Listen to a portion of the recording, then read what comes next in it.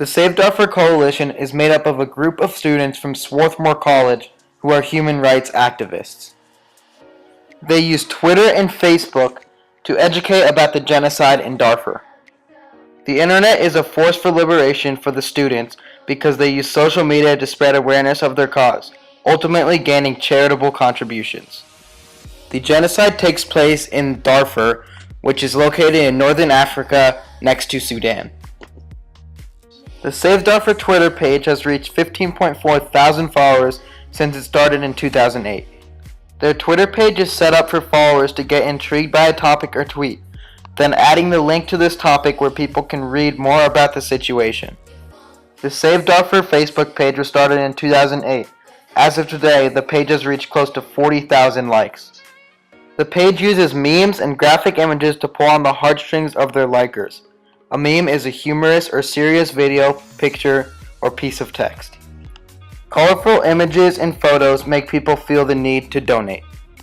After looking at the Save Darfur Twitter and Facebook page, traffic is driven to the website.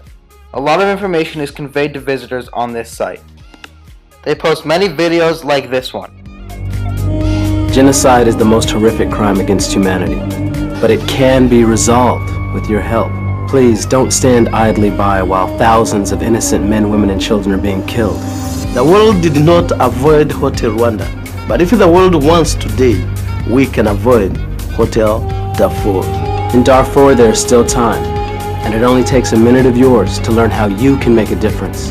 You can make a difference. You can. Once donors see this video and read the information, they feel the urge to click on the donate button to gift money.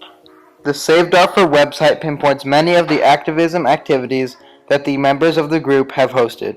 Some examples are Million Voices for Darfur, Global Days for Darfur, Be a Voice for Darfur postcard campaign, and One Night, One Voice. Save Darfur Coalition has changed the lives of many people affected by the genocide.